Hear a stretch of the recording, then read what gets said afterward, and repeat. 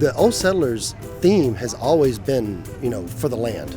We are a music festival that is for folk, country, Americana, but at the same time, we do a lot of outreach. Looking around and seeing that we're surrounded by these trees reminds me of the privilege that we have to take these deep breaths. The whole groove of this festival is clean.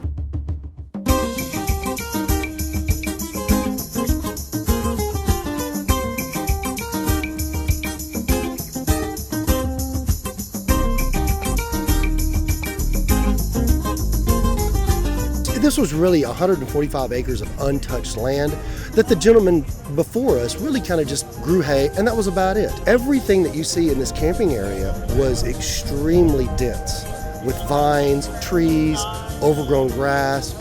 We've done everything from trim trees, cut grass, run the mower. She was mowing the helipad this morning.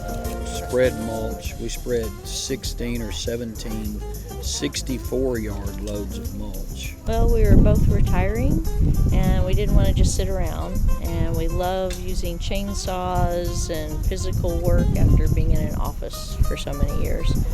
And then the more you work, the more you want to work, and you see the land change and the trees, pulling all the vines out of the trees just made them healthier. So it was just nice to see the land transform.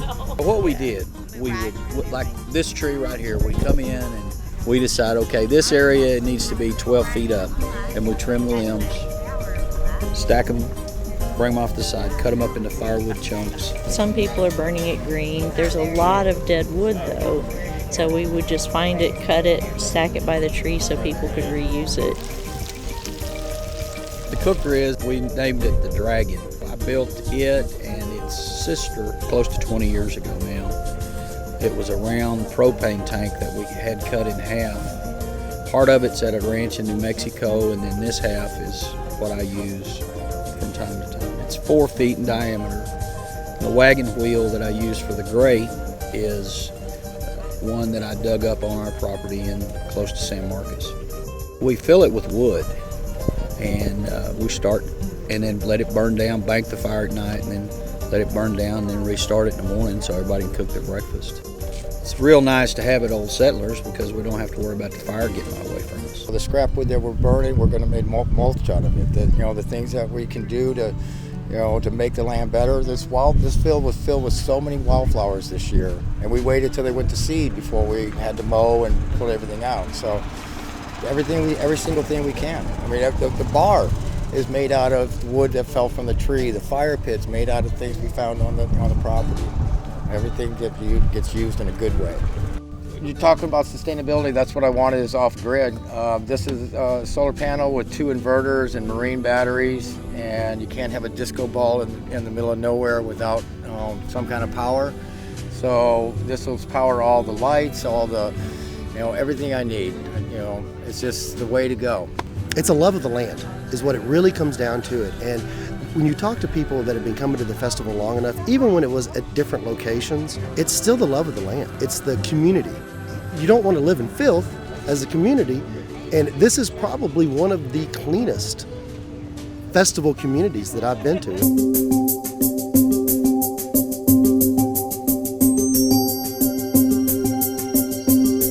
It's kind of the leave no trace, don't leave stuff laying around, bring in or take out what you bring in kind of stuff. And I think this is one of the festivals that I have been to where I think a lot of people are conscious of that. I haven't run into a single camp that doesn't have a recycling bag and a garbage bag, and aside from that, I just think people are respectful. There's respect. Morning was awesome.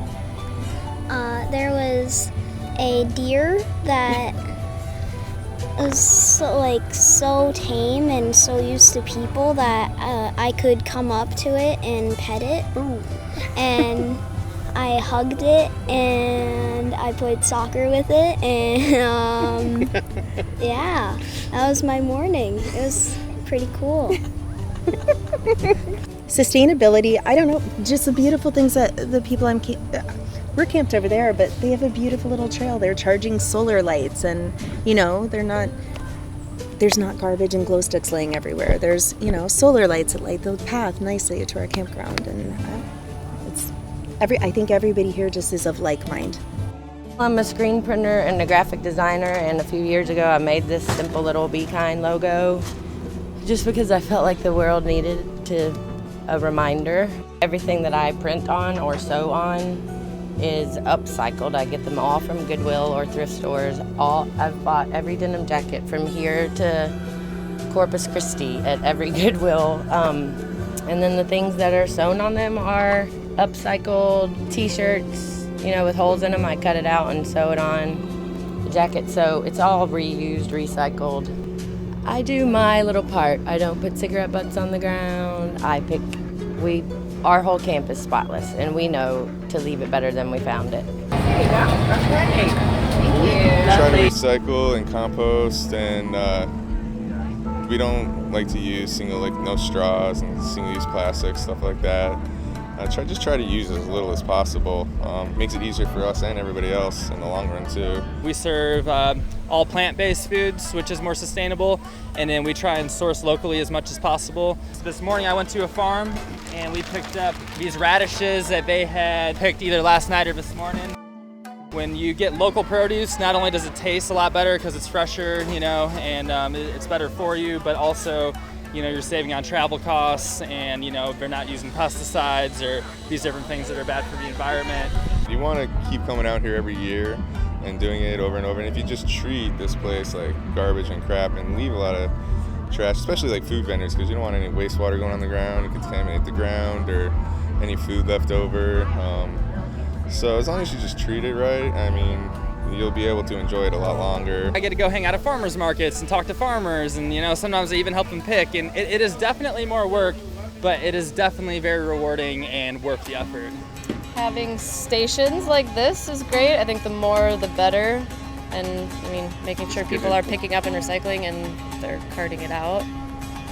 I think people do a real good job here of just cleaning up after themselves anyways. You'll see every night, you can tell that people are having fun, but in the morning it's clean and people take good care of it. We have 3 water bottles that we just keep refilling. We have our reusable cups and everything. We have reusable straws. We just in general try to use as little plastic as possible. I've been super impressed. Not a piece of trash on the ground. It seems like everybody here kind of is with it and gets it, and it's very refreshing. Being outside is not bad. Just because you're walking around and breathing the air, you're not killing the earth, but you're enjoying the earth.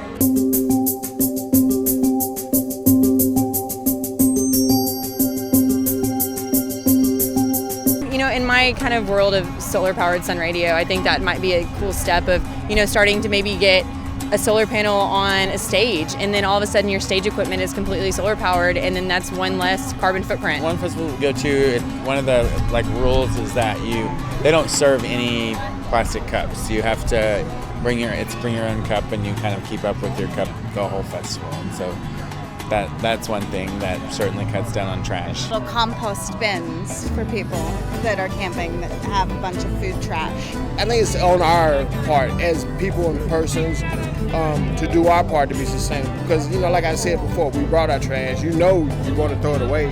Just find the trash yourself. Maybe you get more compostable, more utensils and all that kind of stuff, and just do that kind of thing. Yeah. Like I know the Telluride Bluegrass Festival, they do that, and they got the volunteers up there that are on compost duty, and they're just stirring the compost all day long. I do think Telluride, I was already thinking that too. I think they're one to model after as far as cleanup, sustainability goes. They're top notch, like I used to say, with compost, and having people that's your job to separate it and make sure the right stuff goes in and everything goes elsewhere. So they're being super conscious of that. You get the option to purchase a reusable cup and use that as much as you need to or whatever, and it saves on waste, saves on plastic. Sustainability of camp chairs, maybe get a camp chair rescue thing going, something like that. That's a good one, yeah. Because you always see a big pile of dead camp chairs, Lightning in a Bottle, it's more of an EDM music festival out in California. It's put on by the Do Lab, but they're really into it, and it helps when other people want to help too, because they set up a lot of recycling and compost, and they have people out there, just volunteers come around and just try to help you and educate you a little bit more about it. And I think that's the way of the future. I think people figured out that going to festivals is fun and is great, but might be harming the environment and harming the communities. And I think the fact that live music is going that direction is great for the scene in general, and definitely going to be great for the future of Old Settlers. Just more organization with it, I mean, that's the hardest part, is just getting the people behind it and volunteers and that kind of stuff. Because, I mean, it adds a little bit more, but it's not that much, but you still need the people to back it, and if only one person wants to do it, it's not going to happen, And grooming of the land is also another thing for the site preppers, and that's another thing that I wanted to do year-round, is to be able to come out here and just constantly mow, constantly keep up with the land so that it can thrive, that what we're leaving here so far can thrive, and really it becomes better every year and every year after that, and it becomes an easier job for the site preppers and a more beautiful place for everyone else to come out and enjoy. Music's always been a part of our lives in different ways, and definitely wanted to share that with the kids, and they have their own ideas of the music that they like, but what I've noticed is bringing them here, they really get into reading the program now and seeing the instruments, and she loves to sing, he plays guitar, so they really pay attention more now to the actual music that's going on as to when they were younger. So it's a great feeling. It's a great feeling that they look forward to this, and that we hope they end up having families, and if not, bringing their friends. We were at a wedding, and I started talking to her, and she was playing games with me and stuff, and I was thinking this would be really fun at Old Settlers with her.